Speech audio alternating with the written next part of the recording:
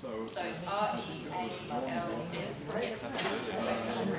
With a little Yeah, absolutely. Yeah. But it looks like you mean architect and about meaning or political meanings or social meanings. So before I start, I'd just like to acknowledge the people of the Warrawong and Boonwurrung language groups of the Kulin Nation, on whose land the university works. And I'd also like to pay my respects to their elders, past, present and emerging. I hope you've all been enjoying Melbourne Rare Books Week and getting around to a few of the talks that have been happening over the last week in town. We're really delighted to be a part of this program, which we do each year. And I really want to welcome Sarah Murphy, who's our guest speaker. Sarah first came to the archives last year in relation to an exhibition she was preparing for the Coonahan Gallery called Future Foundations, and that was about political posters. Mm-hmm. And so it's really good to have you back here today. It's good to be here. Yeah. There's a great catalogue online for that exhibition, and it's on Sarah's site, Troppo Prints. That project, Future Foundations, sought to empower viewers and participants to build and share and distribute their own ideas via print, which is very much the ethos of the archive you see today, and Sarah's going to talk more about that. Just a little bit more about Sarah. Sarah teaches screen printing at the VCA, and she holds a Master of Fine Arts from RMIT, and also, very interestingly, a Bachelor of Fashion Design from Central St Martin's School at the University of London. Sarah established Troppo Print Studio with her partner Matt Feder in 2018. I don't know how many of you are aware of it, but it's a multifaceted operation. There's an open access screen print studio. They run screen printing classes for everyone from beginners to more experienced printmakers. And they work with a whole range of arts organisation running workshops as well. They've got a great website if you'd like to find out more about their practice. So Sarah's going to talk about this archive on the table, which is the archive of Carole Wilson. We acquired this archive in 2023. It had some elements of the archive had been exhibited at the RMIT Gallery. And when we approached Carole about acquiring the archive, we also asked her to include design process materials and some contextual materials, which is generally what we do with our acquisitions because we are a research and teaching facility. And so it's a really fascinating archive. There is some elements of it online. Carole was a founding member of Jillposters, which was founded in the early 1980s, and then subsequently worked with Another Planet Posters from the mid-80s to the early 90s. I think I'll leave it up to you now. Okay, thanks. Go on. Thanks so much for that nice introduction. As Anne said, my name's Sarah Murphy from Troppo Print Studio in Coburg. And I would like to preface this by saying that I'm not a historian and I'm not an archivist. I'm an arts worker. I'm interested in screen printing, the power of printmaking, the power of the poster, as well as the accessibleness of screen printing, in that it is something that can be, you can make screen prints in your garage, you can make them in a really kind of lo-fi setting as well as a really kind of high-tech kind of studio, high-tech, not that high-tech, studio space. So I really love that about it. And that's what I kind of enjoy promoting about the medium as well. I also like its longevity as a tool for provoking conversation and as a way to kind of, see what was happening in the past, let's say in the kind of 80s and 90s in this particular scenario, and reflect on changes or maybe not so many changes that we are kind of in our current situation. So kind of seeing the differences and similarities between now and then. So that's what I kind of really like about screen printing. And as well as I'm not from Australia, so it's been really interesting for me to learn about Australian politics through screen printed posters. That's literally my knowledge, which is quite interesting, and a kind of a really interesting way for me to talk to the makers of the posters like Carole Wilson and Wendy Black and Eve Glenn, many other poster makers that are still living in Melbourne as well. It's a really wonderful way to communicate with them. As Anne said, Carole Wilson was a founding member of Jillposters along with Dej Fabis. I have trouble saying her name. They were working out of the University of Melbourne Student Union, and I think one of the amazing things about this Jillposters in particular was that they did not seek any government funding. Many other poster collectives had to seek like Creative Council funding or government funding to enable them to actually continue doing what they wanted to do. But this group just kind of said, no, we don't need any money. We don't want to align with anyone else's kind of agendas. We just want to make posters.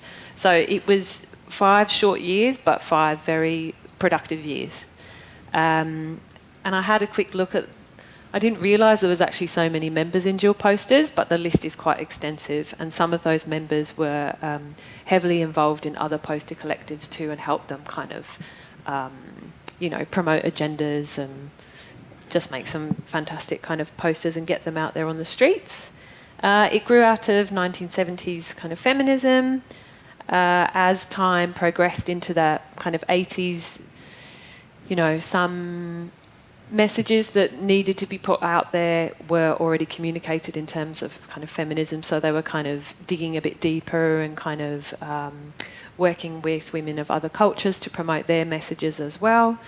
This one's a really fantastic example. So Images of Lebanon, this one is called. I won't kind of focus on it at the moment, but it's about working with women from Lebanon to explore their culture specific to a certain time period, which I'd have to look at the write-up there. But, this is the kind of thing that these women were working on.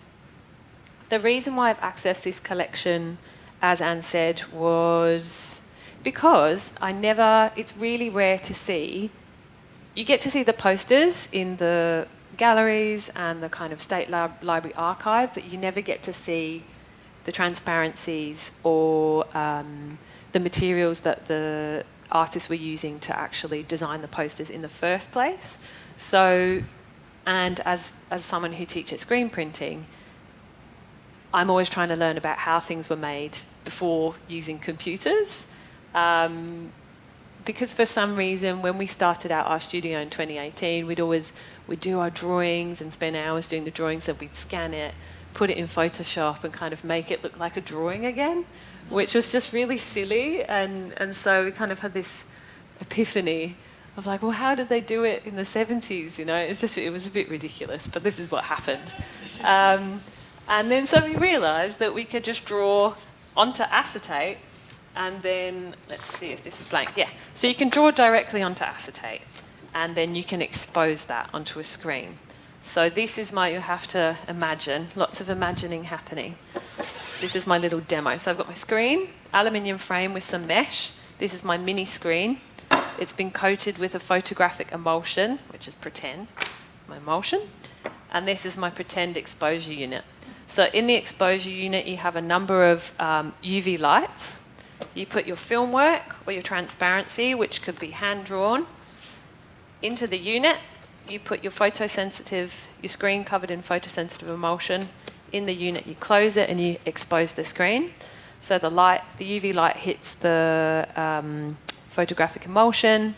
The areas where there is no image, the clear areas, hardens, and the areas where the positive image is, it softens. Those parts wash away, and then so you end up washing your screen, it has your image on it, and then you've got your squeegee to do your screen printing. Mini squeegee. So you end up with your image exposed onto the screen. This is also another example that I bought a couple of years ago from an auction, randomly. I've never seen a screen like it, but I think this is a very DIY screen. So I think there was a point where you could kind of do like these home exposure kits and you could just tape them onto this frame. It's kind of handy because you could probably expose slightly curved surfaces if you wanted to, but I just thought it was handy to see how DIY things could be, you know, super DIY. Yeah, so that was a big kind of moment for me, and also exploring the archive here as well as some of the archive at the University of Melbourne. I was able to see some of the layers of film work that had been used, and they also had letraset on them, which some people will be familiar with this and some people won't, but it's fantastic because, and it was used a lot to make things like architectural plans, graphic, what would they call it then? Graphic artwork, layers, kind of layouts and stuff for advertisements, everything. You colour, you kind of get like a semi-blunt object, colour in this outer layer and it transfers the letter to the surface underneath. So some of these, if we were to look in this folder over here, which is Carole Wilson's kind of prep drawings as well as her film work for exposing and broken down, her screen prints broken down into layers, so it kind of reveals the process. You'd see some letraset in there as well. And also, something else that's really important about screen printing and is really important to see. So sometimes people want to know at the State Library and things like that, they want to know, why do I want to see it in real life? You know, why can't you look at the digital version? And when I look at the digital version, it's just not the same as looking at the real thing. You know, I get to understand the layer and the order in which things were printed by looking at the colours, by looking at the kind of edges of the screen print. You get to see what layer goes on top of another, which helps me understand the kind of strategy behind it and sometimes the pace at which it was printed sometimes. So when I'm talking, oh, I've got some examples. So when I'm talking, what I'm talking about is overprinting, which is basically, and you'll see it in some of these posters, is when you print one colour down, you get your first colour down and you print a second colour on top. And that secondary colour, the combination of those two colours will affect, you know, what it looks like and enable you to print, to be really strategic about the order in which you print. And yeah, the order in which you print and whether you want to hide things, which is usually when you print darker colours over lighter colours, or whether you want to reveal kind of things in terms of getting like purples, greens, oranges, and so on and so forth. There's a little orange there. So these are examples of overprinting. So I wonder if I might just, everything's covered in plastic, so I hope that's okay. If anyone wants to have a look at those examples, you're welcome to. So that's overprinting. And then these are the examples of what I would call direct-to-film. There probably is there's probably a different name that they were using back then, but we just called it direct-to-film. Sorry. So these are examples of this artwork that's been exposed and screen printed. So you'll notice things like paper will give you a really lovely screen printed effect. So there's some examples there. So when I get to see Carole Wilson's, one of my standout ones is this one here. So Women in the World. Am I able to hold it up or not really? Okay, cool, thank you. And so, as Anne said, we came to explore this fantastic archive and to see that things like the transparencies and the original images that they were based on. And this particular one stands out because it looks very handmade. And I, in conversation with Carole, so we've kind of formed a relationship over the past couple of years, she kind of said to me that the best thing that they could find for, even with, you know, all the art materials they may have had, was like kids' crayons. So they were using the really lowest quality kids' crayons to get, because it would stick really well onto the acetate, to make all of these layers up for this artwork. And also the photocopier was such a massive, you know, such a significant tool. Thanks heaps. A significant tool for people making political posters. It's kind of hard to imagine now, and I try and encourage students to use it at uni, but I don't know, I feel like photocopies were better 10 years ago, 20 years ago than they are now. They're just, I don't know, it doesn't give the same grittiness, I suppose, to the imagery. What else do I want to talk about? So yeah, every layer has been hand-drawn onto different sheets of acetate, and I think this image here is the one that they've based all of the acetates from. If I kind of scoot, oh, there was a lovely 2-layer there. I'll scoot on over here. Okay. So this is the final screen print that was made. They started off making, Jillposters started off making larger political posters, as you can see on the table. After a couple of years, they reeled it in and focused on making postcards because they were much more affordable. You know, it's easy to produce 4 small things on one massive piece. And it was also really easy to disseminate. Postcards, another popular one at the time was tea towels, which I just think is the best idea because you can infiltrate people's homes with tea towels, and that's great. You know, there was sorry to keep you arms, okay.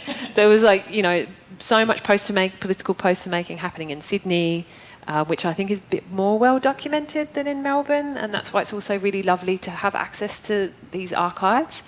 And obviously lots of political poster making in Canberra too, which is, I think, where one of the members from Jillposters, Julia Church, and Elizabeth Campbell and many other people were making really pointed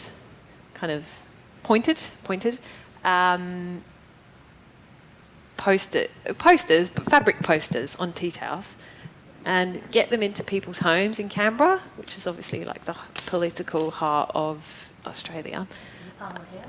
Yeah. Get them in there and, you know, get conversation happening. I thought it's fantastic. Back to this. So we get to see the original imagery it was based from. So people were getting images from the libraries, from magazines. I had a stack of magazines growing up. You know, I was born in the mid-'80s, but I wasn't making posters obviously then. But I had a stack of magazines, and I don't know if it's the same for younger people these days. But a lot of people in my class are always looking at their phone for reference images. I'm kind of like, go to the op shop. There's so many books there, you know, take some pictures of what's in there. Original reference image, the film work development, which would have been exposed onto the screen. Layout plans, and obviously the final image. And also the colour drawing. Sketched into the colours. And this is really important, because if you can't figure out how you're going to make certain parts of the image come to the forefront and communicate your message, which is what this type of poster making is all about, you use these kind of tools to help you do that. It's really, really important.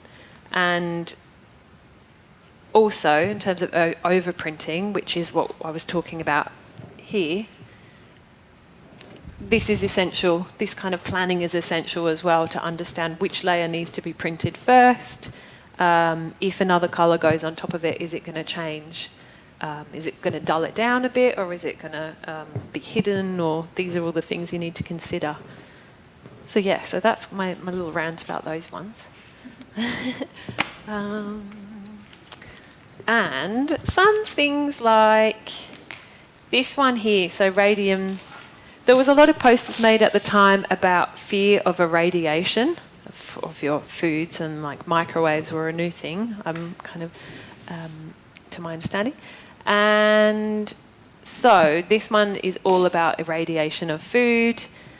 as I've been exploring some of these posters, I have been going through Trove to find out relevant newspaper articles to help my understanding of the time in which they were made. So there is one that isn't here, but that's not because I didn't ask for it. Anyway, it's not, anyway. But it's called, what is it called? Rape. Rape is an act of war, and it's an anti-Anzac Day poster. And from my kind of sleuthing around, trying to figure out the context of that, what Jillposters and what Carole were really trying to kind of say was to highlight the kind of damage that is not all about kind of the masculine and kind of like war and kind of pride and stuff like that. There was a lot of damage from it, and kind of showing that rape is an act of war, whether it be on the battlefield or whether it be on the streets, to kind of highlight this maybe potentially controversial things at the time. I think because Jillposters didn't align with any kind of grant kind of application, that, you know, there was no set brief that they had to prove themselves by. They were able to say what they wanted, and speaking to other people who weren't in Jillposters have said that at times it was a bit controversial. They found it to, you know, they felt like they couldn't quite go there, but I think it's really fantastic that Jillposters did.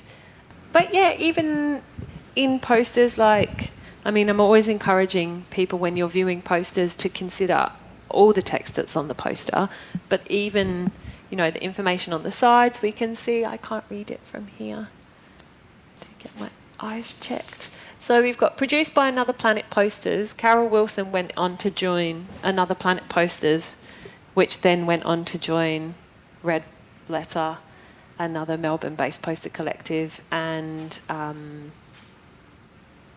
Red Planet? No, Another Planet and Red Letter joined together to make Another Planet. Yeah, to make Red Planet. Okay, there we go. So, produced by Another Planet Posters, Women's Refugee Referrals and the Domestic Violence and Incest Resource Centre as part of the 88 Women's Poster Project. So, you know, it just really helps to give an understanding of what was going on, who was working with who, the interconnectedness of people who were interested in kind of making these kind of works. Okay, I might end it on that one. What else? Does anyone have any questions? Like I said, I'm not a historian or an archivist, but I will be able to answer some things. Or does anyone want to share anything?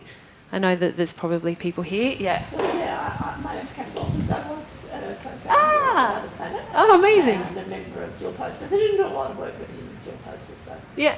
Yeah. That's fantastic. Yeah. Hello. Nice to meet you. Nice to meet you. So much interest in it.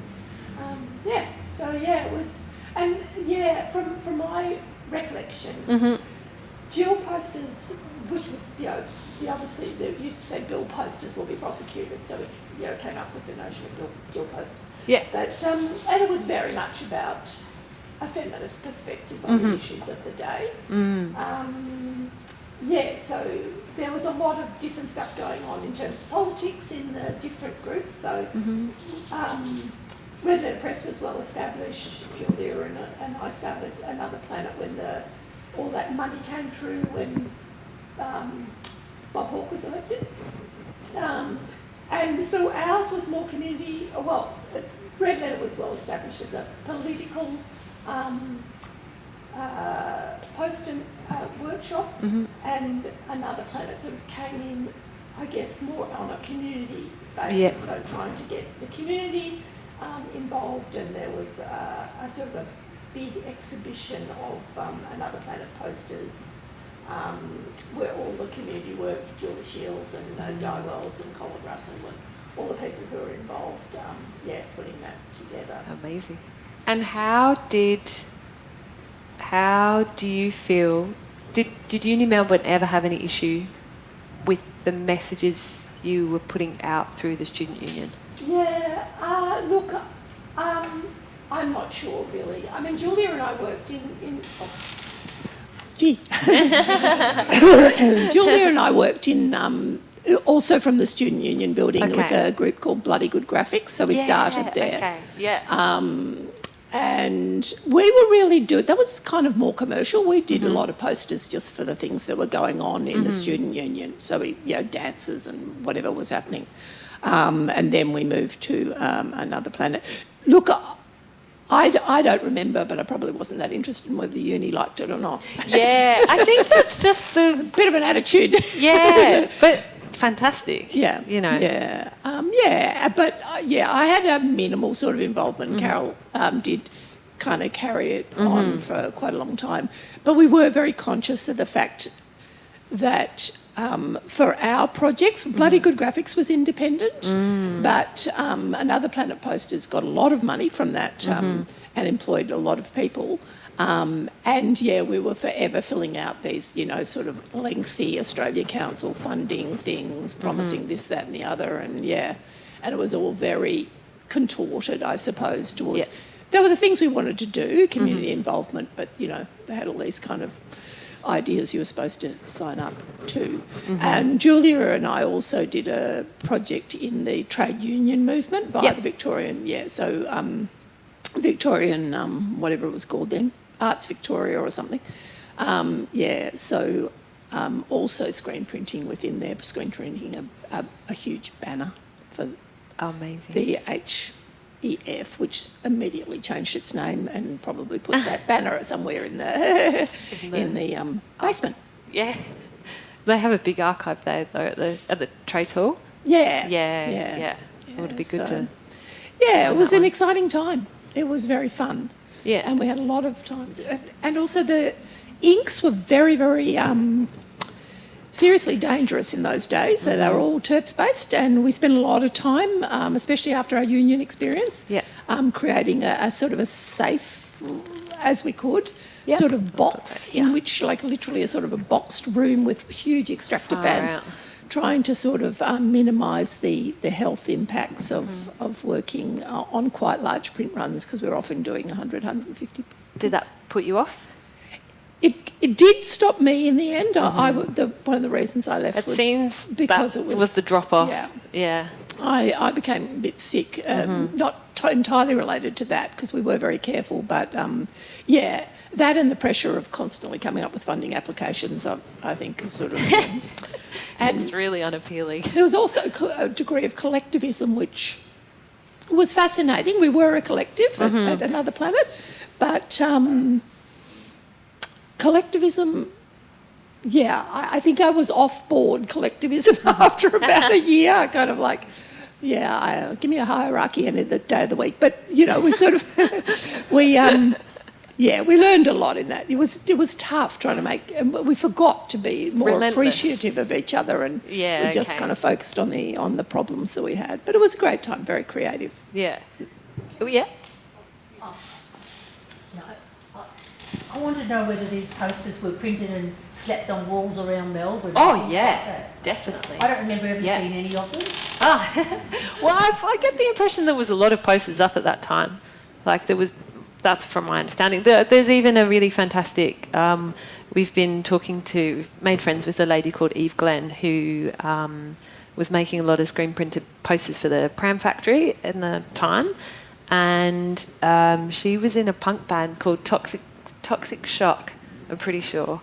Or Barbie's Dead. Barbie's Dead it was. Anyway. And there's a really great video on YouTube of the band members just walking after a tram. The tram comes to a stop and they just wheat paste it on the tram. It's fantastic. Like, oh my God, this is amazing.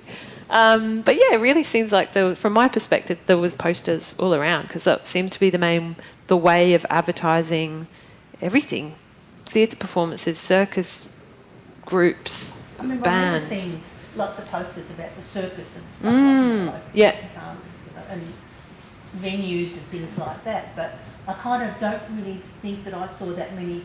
I saw Eat the Rich a lot, but that was usually slapped on the wall in paint itself. Uh-huh. I thought I was speaking loud enough, but so I don't remember seeing this type of poster, and I was wondering if, because there was so much time-consuming making the thing, whether it was treated in a different way than something which is just kind of slapped up. From my understanding, it wasn't treated differently. It was something that there was a lot of, and still is maybe, this idea of things being for the gallery and things being for the street were very separate. Some people maybe were didn't mind having their stuff up in the gallery, but some people felt like they shouldn't be up in the gallery because the message is for people on the street. And so, yeah, there was, I don't know what the friction, maybe? A bit of friction around that. Yeah. And the other aspect is that they didn't do very large print runs. That's what I mean. The posters were printed up, the Jillposters were pasted up in the evening, and they were really around Melbourne's inner suburbs. And then they became popular and people started apparently peeling them off the walls, which is why they then started to sell them. Well, you probably know that story better than I. But, so that was small print runs, but you needed to be living probably in Carlton, Fitzroy, in inner Melbourne to see them when they were up. Because you don't want to carry tubs of wheat paste that far, basically. It stinks when it gets old. Jillposters was also conscious of archiving because it was a feminist collective. It was conscious of the fact that if we don't kind of keep the records, then nobody will, and it'll get written out of history. So it was quite consciously archived. Which is, the problem, isn't it? Being written out of history. Yeah, exactly. The other aspect I just wanted to pick back up on, the posters when they were printed at Melbourne Uni were printed in the Union Building at Melbourne Uni. Now that no longer exists at Melbourne Uni, but that was a wonderful space funded by, you needed to pay a union fee, every student paid a union fee to be part of the union, and they were not a law unto themselves, but it was free rein for the students in the Union Building, and the facility was probably paid for by union fees, and they were publishing things like Farrago, a student newspaper. So very different period at a university campus to the university campuses today. I've tried to show, so in the students I teach don't come from an art background. They're biomed, architecture, the whole range, everything that's not kind of arts-based.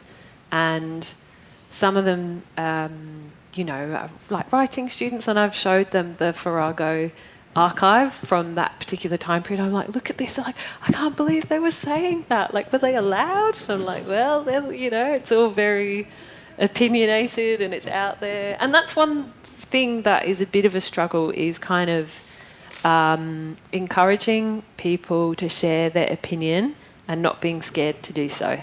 And that if we don't talk about things, we can't figure out our perspectives to an extent. It's good to, you've got to share your opinions, you've got to talk about things, you've got to figure things out. If there's something you're not sure about, it's better to talk about it than not talk about it at all. Yeah, so that's kind of what I try and do at my job, hopefully. I don't know if that's what they think, but anyway. Anyone else have any experiences of the time, or? No experience, but I was curious about when you touch on your ideas about the process of making these compared to what it's like now on computers and things like that, and whether you feel almost the message that people were making changes because of how easy it is for people to, I guess, inverted commas, create and print out and things now. I feel to an extent, but that might be related to my own perspective and my own intentions. I guess for me, process-based work is really important. It allows for me to consider what I'm doing as I'm making it and kind of reflect on what the subject might be. So I was making a poster that reflected on my inability to do... So there was a video about the koalas being pegged off of the trees in the... there was like some diggers, so it was kind of... Anyway. And, you know, many of us will be looking at it on our phone, feeling really terrible about it, but not inaction. So I was kind of exploring my feelings of inaction, and in the process of making the poster, so it was a rubylith poster, which is made out of a big layer of plastic, and you hand cut the film. It's 2 layers of film. You hand cut the top layer and peel it away, and then that means you can expose that image. So it was about 50 by 70, and it took me, I don't know, maybe 20 hours to do all the hand cutting, just a single layer print, 20, 25 hours. And in that time, I had plenty of time to reflect on my, you know, as I said, inaction, potentially what I could do, you know, that kind of thing. So for me, it's really important. And I feel like, you know, why wouldn't that be? That time is really significant. I think if you're just whizzing through things on the internet or on the designing things on the computer, which is what I don't do, so I can't speak for someone else's kind of how they might feel in that process of making. But I know having that time is really important for me. Yeah. I don't know, my partner as well, he makes everything, all of his imagery is based out of photographs he's taken from books in the op shop or books that he's purchased, and then he makes these big collages. And we've got this letter set book, so he ends up picking individual letters and putting them together rather than just typing it, which is a bit, you know, that's very time consuming, but he really loves that process. So yeah, I don't know, I can't speak for everyone on that. Anyone else have experience at the time or kind of experience now of making posters? Yeah. Oh, sorry. Yeah, I was friends with Di Wells and Nick Moore, who's at RMIT now, and he was in all of these groups and printing. And I teach graphic design, and I went through all of this, and we did all our work on silk screen, every single thing you did, as you say, and just the letter set. And you had to order it, and if you ordered it, and you had to calculate the size, and if you ordered it and it came back wrong, oh my God, and it's expensive, and then you just had to change your design. You couldn't afford to get it again. So a bit of that randomness happened from calculations and mistakes. And what we find now is, you know, if you look at it all, it's really chunky and bold, and the medium forced that because you had to do the overlaps of, you know, little overlaps. I remember all that. And now on the computer, well, firstly, we find the young people doing all this sort of thing don't have to make the decisions we had to make. We had to force, like you're saying, that time, and you had to decide what colour, and you had to mix the colour, and that's the colour, and then these are the layers. Whereas now they just do 50 of them, and they present them, and we'll make a decision. Well, does it matter? 50, they're all fine. Let's just change them all every minute, every second. Yeah. So there was that, Gosh. I think that decision making and... it's embedded in the work, the intention, I think, is the big thing for me. That's thoroughly embedded in it. The political message and the intent, and whether that changes. And there's obviously benefits to that immediacy. But I'm really interested in whether these are still powerful now, because in a way the intent is so in every single colour. Had to be thought, exactly. Talked about and thought and decided. It took ages. To decide. And the thing back then as well, people were, you know, we can drum something up on the computer, and we can get a reference image off the internet, but back then people were, you know, some of the time taking their own photographs at a protest, then going to the photography lab within the university or something, getting it developed, getting it ready on a reprograph machine. I've never seen one work, but I've seen one. I'm like, those legs would have been done on scratcher board thing, you know, lino cut and done. That's a piece of art in itself, and that one might have been, I remember all that photocopy and ripped up and put all together, and it's a lot of time involved. That's we knew that, like, we knew we could do it quicker and easier with offset printing. We chose screen printing because it was so, the colour, it was so intense, and it was so intense, the colour was so intense that we knew it sort of had an impact that we sort of, because Backyard Press was there doing offset printing, and they did huge numbers of musical posters and so forth, but we knew it had an impact just from the intensity of the ink and the colour, and because that's a very thick layer of ink. It's very thick. So that's why we chose it, because of that. Yeah. And I think that's really what. Tell me your name again. Kath, what you're saying about the intensity of the ink, I think is really obvious in these particular ones. I guess because they're smaller and a bit easier to take in. But when it comes to... be gentle. Okay, here we go. Oh no, it's behind. Okay, so... There was also, so sometimes things weren't exposed, sometimes they were literally hand-drawn onto the screen. So there was another process called reduction process, which is a very different way of deconstructing and reconstructing imagery that I am not even touching because there's too many other things to figure out. But that's what it was all about. So you'd have You'd have an empty screen with no emulsion on it. You'd paint, the open area of mesh would slowly decrease the more layers that you printed onto the image. And in terms of what Kath was saying about that would be great, thank you. In terms of the thickness of the colour, I couldn't do this today with water-based inks. You just can't get the same opacity. In some of these prints have got like 7 layers of ink, but they still look like a pale yellow. If I was to do that with water-based ink, it just not possible. Well, someone else might say that don't agree with that, and that's fine. But for me, my experience, anyway.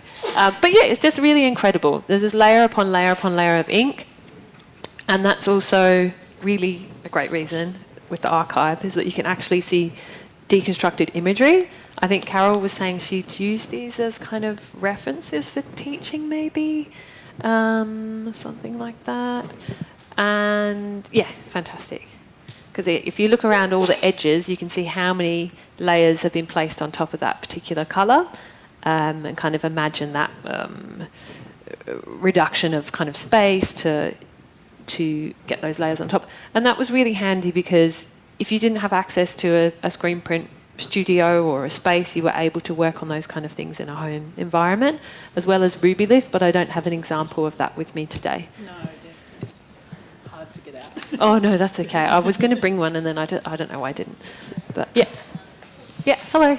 Not a question, but asked if somebody was involved in screen printing. I'm a little bit later than these folk who have already spoken, but there is a connection through Melbourne Uni Student Union. Okay. Yeah, cool. So I come from more punk background initially, so that was making everything from patches to T-shirts to zines, flyers, posters, and then when I come into the city and I got more involved in other things, there was the anarchist community as well who were also making a lot of things like this, and they had a screen printing collective as well as a printing collective, and produced their own zines, books, all types of things. Got more sophisticated over time, but the principle being that kind of people being able to do it themselves, have control over what they produce, be able to express the views they want to express, such as anti-fascism or opposition to something quite stridently.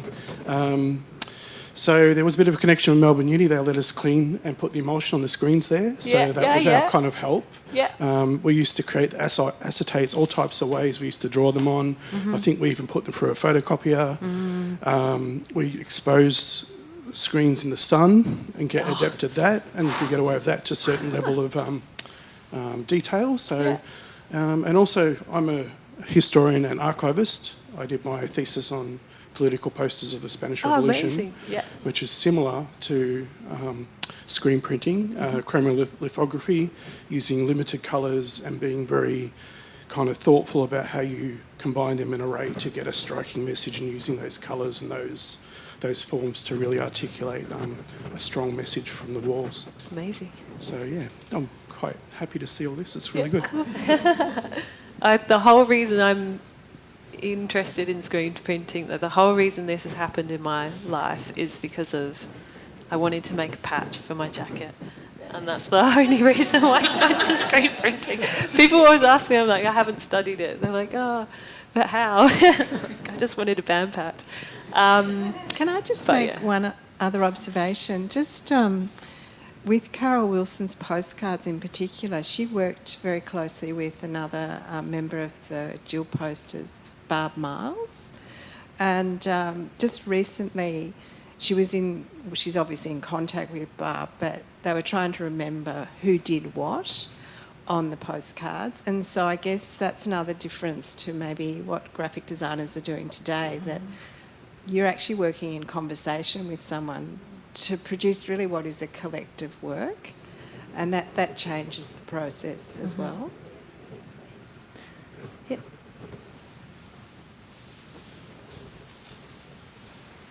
I was going to say, my own experience with posters is I was in an organisation called the McGillicuddy Series Party in New Zealand, and we had a lot of fun, but we had no money.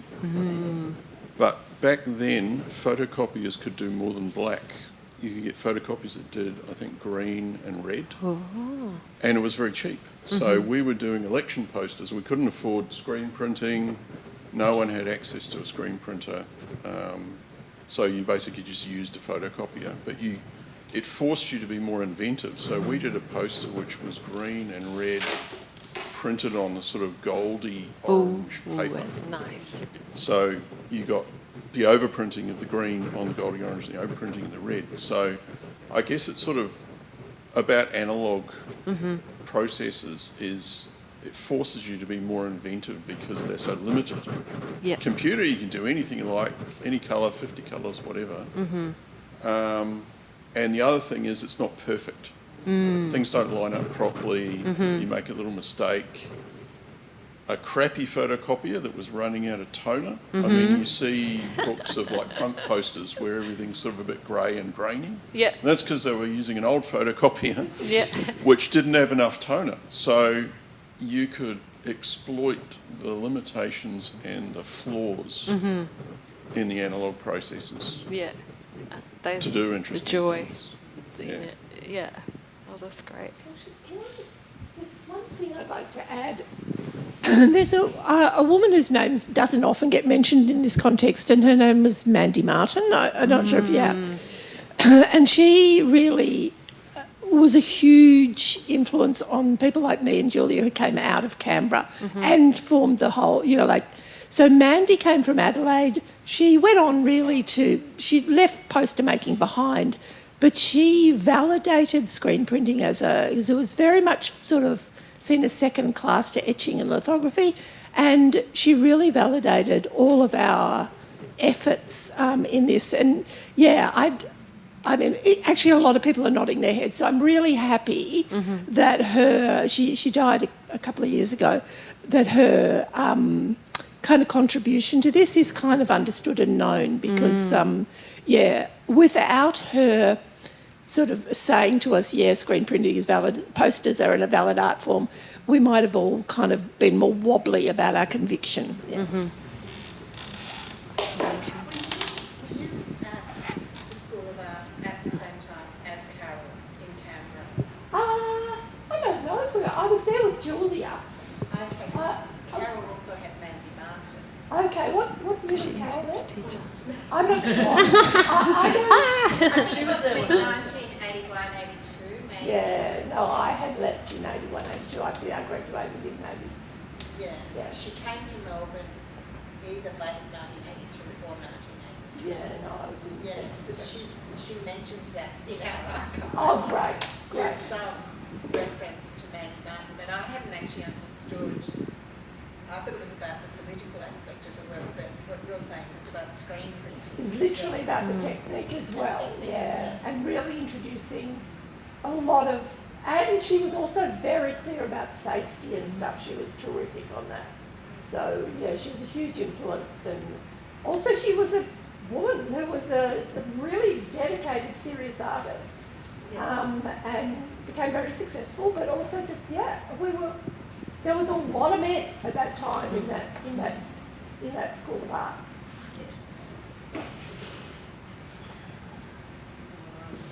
Actually, I have a question for Ken.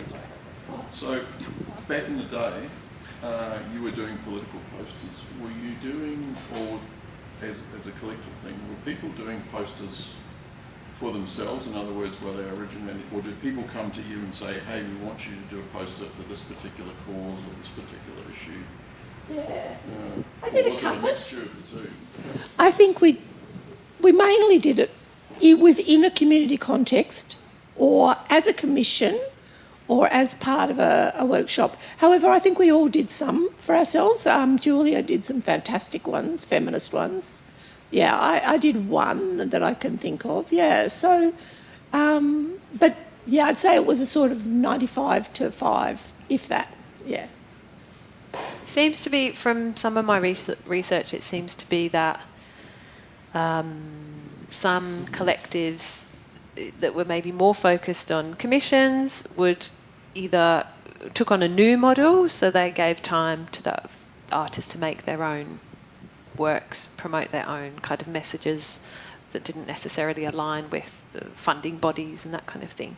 So I think at times people maybe realise that it was not an issue, but maybe something that needed to be satisfied a bit more, to make something that there was their own kind of thing, I think. I feel kind of the same with, not that we don't get any funding for anything we do. Well, we did. It's a lie. We did recently get some funding for a Mums and Bubs workshop, which is for new mums of newborns, so first-time parents, first-time mums, to explore feelings of fragility and kind of strength in new parenthood in this kind of new time of life. Which is riffs off a workshop from the 80s that was run out of Megalo through Backyard Projects. And one of the ladies was called Frankie. I can't remember her last name. But I don't know, just this really fantastic kind of movement of community-orientated projects that enable people to explore, memories of their homelands, or kind of explore their situations maybe in a new place, or whether this one's about prison, for example. There's prints about apartheid. So yeah, I don't know, just a really significant, rich medium that enables all of these things to be explored together. And then the outcome can be something that's worked on individually, or even then as a group. It can always remain as a group, or it can be something that's pushed by an individual as well. This is a very powerful process, I think. Yeah. Anyway, I don't know what the time is. I was going to say, it's probably time to wrap it up. Thank you very much. Thank you. Sarah. Thank you. Thanks very much. I'm Simone. I'm the Archives Officer here at the Design Archives. I just want to thank Sarah for coming and speaking on behalf, and everyone for the recollections. It was wonderful to hear so many different points of views and memories. It's things we want to ask you all questions too for our own knowledge. I want to thank Melbourne Rare Books Week for having us here, and I hope you get the chance to see more of the program. I missed out on tickets, so I hope someone else got tickets. And I'd also like to thank Pat from RMIT Culture for helping with all the tech today. And you're welcome to stick around a bit longer and have a look up close. We just ask, you are welcome to go through the folder there. The rest of you could just not touch, but you're welcome to take photos, that's fine. And thank you very much for coming. Can I just add one more thing? Sorry. So we had Future Foundations exhibition last year at the Coonahan Gallery, and this year it's on Art Space at Realm in Ringwood. So we have 35 social and political screen printed posters from the 70s till 90s, paired with contemporary makers responding to the same issues. So it's a big mouthful. But social and political screen printed posters in Ringwood. The opening is on Thursday evening at 6 o'clock, if you're interested in going. And it's on for 2 months. So, and at the very end of it, we've got Alison Alders coming from Canberra to do a talk. So that's really awesome. And there was also workshops and things like that in the time frame. But yeah, come along. Cool, thanks. Cheers.